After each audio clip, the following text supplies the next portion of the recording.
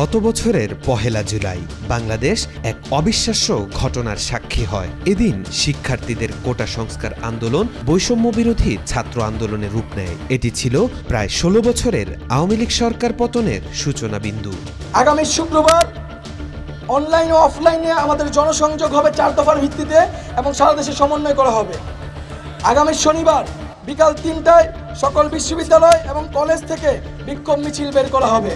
জুলাইয়ের প্রথম দিন ঢাবির রাজু ভাস্কর্যে সমাবেশ থেকে ৪ জুলাই পর্যন্ত দেশের সব বিশ্ববিদ্যালয় এবং কলেজে শ্রেণীকক্ষে পাঠদান ও পরীক্ষা বর্জনের পাশাপাশি ৩ দিনের কর্মসূচি ঘোষণা করেন। ৫ জুলাই শাহবাগ থেকে আসে ছাত্র ধর্মঘটের ঘোষণা। ৬ জুলাই থেকে শুরু হয় সড়ক মহাসড়ক অবরোধ। ৭ জুলাই শিক্ষার্থীদের অভিনব বাংলা ব্লকেট কর্মসূচিতে ঢাকা পুরোপুরি স্থবির হয়ে পড়ে। আমাদের আন্দোলন নয়, এই আন্দোলন কৃষকের আন্দোলন, শ্রমিকের আন্দোলন, এই আন্দোলন চাষির আন্দোলন, এই আন্দোলন রেমিটেন্স যোদ্ধার আন্দোলন। ১১ জুলাই বৃষ্টি ও পুলিশের বাধা উপেক্ষা করে শিক্ষার্থীরা শাহবাগ অবরোধ করে রাখে। এমন সময় প্রথমবারের মতো সহিংসতার খবর আসে কুমিল্লা বিশ্ববিদ্যালয়ে। শিক্ষার্থীদের উপর হামলা করে পুলিশ। পুলিশের সাথে অংশ নেয় আওয়ামী লীগ ও ছাত্রলীগের নেতাকর্মীরা। এতে ধীরে ধীরে ক্ষোভে ফুঁসে উঠতে থাকেন সারা দেশের ছাত্রছাত্রীরা। ১৪ জুলাই দাবি মানতে রাষ্ট্রপতিকে স্মারকলিপি দিয়ে ২৪ ঘন্টা সময় বেঁধে দেন শিক্ষার্থীরা। আমাদের দাবি হচ্ছে বৈষম্যমূলক যে কোটাগুলো রয়েছে সেগুলিকে বাতিল করে বিদ্যমান কোটা সিস্টেমকে সেটা যৌক্তিক সংস্কার করা। আমরা আশাবাদী, ছাত্র সমাজ আশাবাদী, আমাদের এই দাবি যৌক্তিক, মহামান্য রাষ্ট্রপতি এই দাবি মেনে নেবে। অপরদিকে এদিন উদ্ভূত পরিস্থিতি নিয়ে গণভবনে সংবাদ সম্মেলনে আসেন শেখ হাসিনা। সাংবাদিক প্রবাস আমিন ও ফারজানা রূপার প্রশ্নের জবাবে শেখ হাসিনা কটাক্ষ করেন। মুক্তিযুদ্ধের সন্তান নাতিপুতিরা কেউ মেধাবী না, যত রাজাকারের বাচ্চারা নাতিপুতি হলো মেধাবী, তাই না? শেখ হাসিনার এই মন্তব্য আগুনে ঘি ঢালল। রাতে বিভিন্ন পাবলিক বিশ্ববিদ্যালয়ের শিক্ষার্থীরা হল ছেড়ে বাইরে বেরিয়ে আসেন, বের করেন বিক্ষোভ মিছিল। পরের দিন ১৫ জুলাই শিক্ষার্থীদের ওই প্রতিবাদকে ক্যাশ করে আওয়ামী লীগ। এদিন হাসিনা আন্দোলনকারীদের তুচ্ছতাচ্ছিল্য করে বলেন, নিজেদের রাজাকার বলতে তাদের লজ্জাও লাগে না। নিজেদের রাজাকার বলতে তাদের লজ্জা হয় না। এদিন আন্দোলনকারীদের রাজাকার স্লোগানের জবাব ছাত্রলীগই দেবে বলে উস্কানি দেন আওয়ামী লীগের সাধারণ সম্পাদক ওবায়দুল কাদের। এরপর বিকাল ৩টায় ঢাকা বিশ্ববিদ্যালয়ে দফায় দফায় শিক্ষার্থীদের উপর হামলা চালায় ছাত্রলীগ। আন্দোলনকারীরাও ঘুরে দাঁড়ানোর চেষ্টা অব্যাহত রাখেন। সংস্কার আন্দোলনে কতিপয় নেতা যেসব বক্তব্য রেখেছে তার জবাব দেওয়ার জন্য ছাত্রলীগ সহ যারা তাদের এ আত্মস্বীকৃত রাজাকার, যারা নিজেদের অধ্যত্বপূর্ণ মানসিকতা প্রকাশ ঘটিয়েছে গত রাতে, তার জবাব তারাই। ছাত্রলীগের হামলার প্রতিবাদে ১৬ জুলাই বিক্ষোভ সমাবেশ কর্মসূচিতে রংপুরে পুলিশের গুলিবিদ্ধ হন নিরস্ত্র আবু সাইদ। লুটিয়ে পড়েন মাটিতে। খবর ছড়িয়ে পড়ে আবু সাইদ শহীদ হয়েছেন। আন্দোলন মোড় নেয় চূড়ান্ত সংঘাতে।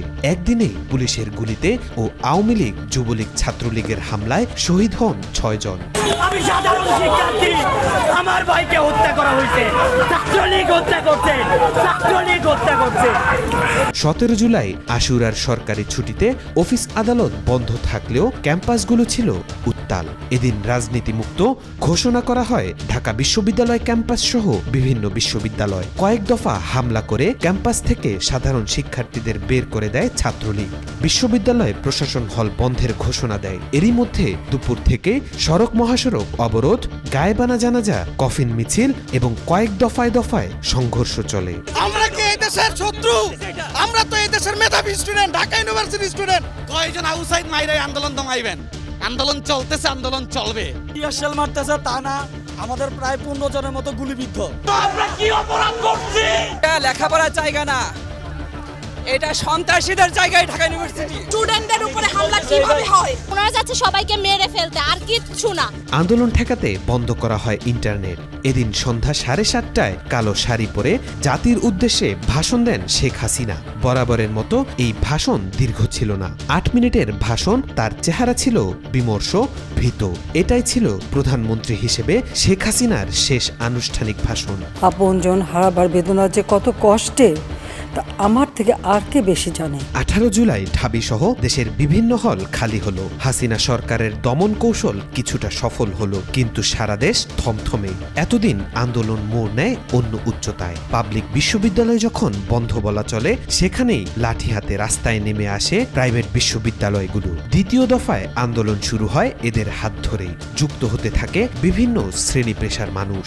ঢাকার বাড্ডা, যাত্রাবাড়ি সহ দেশের 47টি জেলায় তীব্র আন্দোলন হয়। বাড়তে থাকে নিহতের সংখ্যা। প্রাথমিকভাবে 28 জনের মৃত্যুর খবর পাওয়া যায়। সন্ধ্যায় ঘোষণা আসে দেশজুড়ে কমপ্লিট শাটডাউন বা সর্বাত্মক অবরোধ কর্মসূচির। তারা এই স্বাধীন রাষ্ট্রের মধ্যে তারা এইভাবে আমাকে গুলি করতেছে। আমরা কি বাইরে থেকে আসছি? টিয়ার সেল নিক্ষেপ করা হয়েছে। আমি 71 দেখি নাই, দেখেছি আজকের দিন দেখেছি। পুলিশ যদি সাধারণ ছাত্রদের কষ্ট না বুঝে, ওনারাও যদি ছাত্রলীগের পিছনে দৌড়ায়, দলের পিছনে দৌড়ায় বা আওয়ামী লীগের পিছনে দৌড়ায়, ওনারা কাদের কষ্ট বুঝবে? 19 জুলাই ঢাকায় ব্যাপক সংঘর্ষ, হামলা, ভাঙচুর, গুলি, অগ্নিসংযোগ ও প্রাণহানির ঘটনা ঘটে। এদিন 75 জনের মৃত্যুর খবর পাওয়া যায়। যাত্রাবাড়ি শনিয়াখড়া এলাকা হয়ে ওঠে উত্তাল রণক্ষেত্র।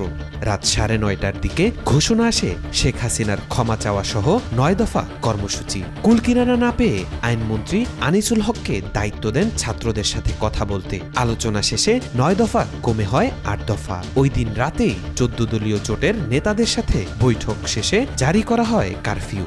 মোতায়েন হয় সেনাবাহিনী। ওই রাতেই ডিবি তুলে নেন নাহিদ ইসলাম, আসিফ মাহমুদ, সজীব ভুইয়া, বাকের মজুমদারকে। সারা দেশে পুরোপুরি বন্ধ করে দেওয়া হয় ব্রডব্যান্ড কানেকশনও। 20 জুলাই কারফিউ ও সেনা মোতায়েন করেও পরিস্থিতি শান্ত করা যায়নি। যাত্রাবাড়ি, উত্তরা, বাড্ডা, মিরপুর ও মোহাম্মদপুর চলে তুমুল সংঘর্ষ। ঢাকার বাইরে চলে একই অবস্থা। 20 জুলাই নাহিদ ইসলামকে চোখ বাঁধা অবস্থায় নির্যাতনের পর ফেলে যাওয়া হয়। যৌথ বিবৃতিতে কমপ্লিট শাটডাউন জোরদার করার আহ্বান জানায় আন্দোলনকারীরা। 22 জুলাই আন্দোলন কিছুটা শান্ত হয়। যাত্রাবাড়িও শান্ত হয়। ব্লক রেইডের মাধ্যমে চলতে থাকে পুলিশি অভিযান। 17 তারিখ থেকে 22 জুলাই পর্যন্ত গ্রেফতারের সংখ্যা 2000 ছাড়িয়ে যায়। এদিন ব্যবসায়ীদের সাথে বৈঠকে শেখ হাসিনা কঠিন বার্তা দেন। বলেন, শেখ হাসিনা পালায় না। শেখ হাসিনা পালিয়ে গেছে, শেখ হাসিনা নাই, শেখ হাসিনা চলে গেছে, শেখ হাসিনা পালায় না। 23 জুলাই সংবাদ সম্মেলন করেন বৈষম্য বিরোধী সমন্বয়করা। 18 জুলাই থেকে নিখোঁজ আসিফ মাহমুদ, বাকের, রিফাত, রশিদের সন্ধান চান। এদিন ব্রডব্যান্ড সীমিত পরিসরে চালু হয়। 24 জুলাই সকাল 10টা থেকে বিকাল 5টা পর্যন্ত কারফিউ শিথিল হয়। 5 দিন নিখোঁজ থাকার পর চোখ বাঁধা অবস্থায় আসিফ বাকেরকে ফেলে রেখে যায়। 25 জুলাই শিক্ষার্থীদের আসামি করে একের পর এক মামলা হতে থাকে। গ্রেফতার চলছে, আবার হাসপাতালে কাতরাচ্ছে আহতরা, কেউ কেউ মারা যাচ্ছে। শেখ হাসিনা মেট্রো পরিদর্শনে গিয়ে কান্নায় ভেঙে পড়েন। তার এই কান্না ব্যাপক সমালোচনার জন্ম দেয়। এদিকে মন্ত্রীরাও নানান রকম হুমকি, হুঁশিয়ারি দিতে শুরু করেন। আজকে মেট্রো রেল বন্ধ, কারণ এই স্টেশন যেভাবে ধ্বংস হয়েছে, এটা সম্পূর্ণ ডিজিটাল সিস্টেম, ইলেকট্রনিক সিস্টেম, সম্পূর্ণ মডার্ন। এটা তো কতদিনের ঠিক হবে আমি জানি না। 26 জুলাই রাতে নাহিদ ইসলাম, আসিফ মাহমুদ সহ 3 জনকে রাজধানী গণস্বাস্থ্য কেন্দ্র থেকে আবারও তুলে নেয় ডিবি। এদিকে তখন আতঙ্কের নাম হয়ে ওঠে ব্লক রেইড। কোনো বাসায় শিক্ষার্থী পাওয়া গেলে গ্রেফতার। 27 জুলাই নিরাপত্তার কথা বলে তুলে নেওয়া হয় হাসনাত ও সার্জিসকে।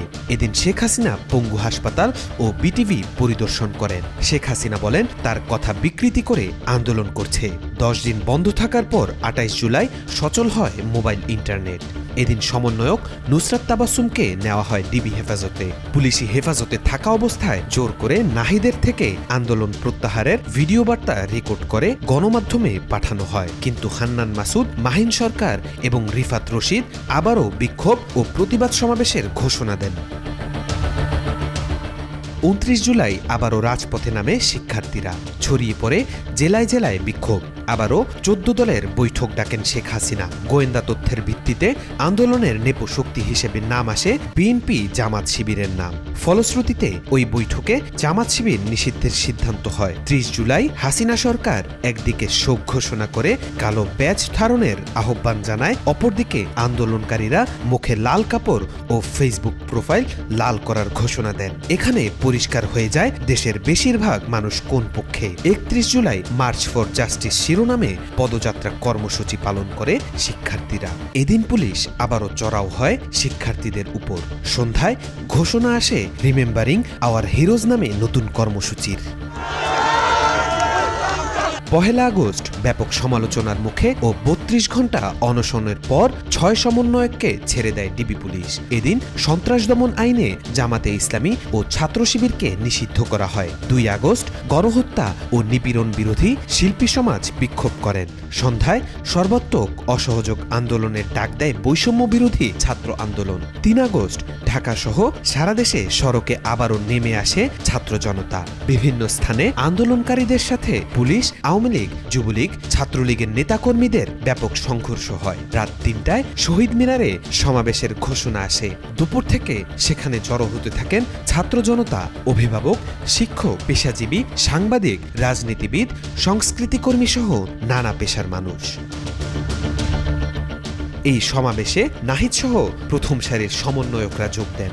সমাবেশে শেখ হাসিনা এবং তার মন্ত্রিসভার পদত্যাগের এক দফা দাবি ঘোষণা করেন নাহিদ ইসলাম। সারা দেশে অসহযোগ আন্দোলনের কর্মসূচি ঘোষণা করা হয়। সরকারের আলোচনা প্রস্তাব প্রত্যাখ্যান করেন বৈষম্য বিরোধী ছাত্র আন্দোলনের নেতারা।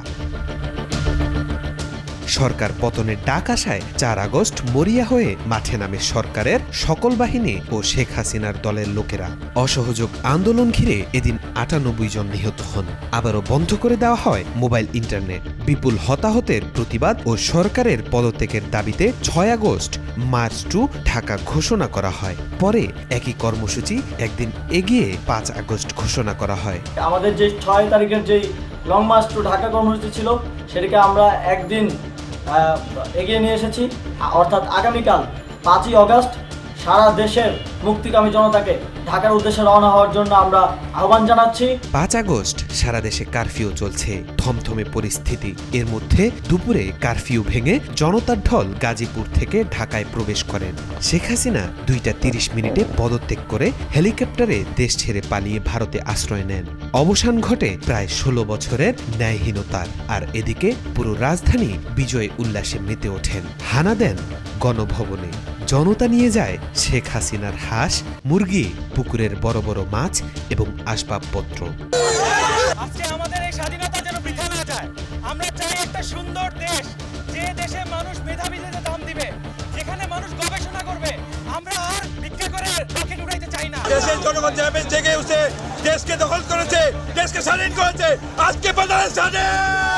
বাংলাদেশের ইতিহাসে 5 আগস্ট ইতিহাসের এক অন্য মাত্রা যোগ করেছে।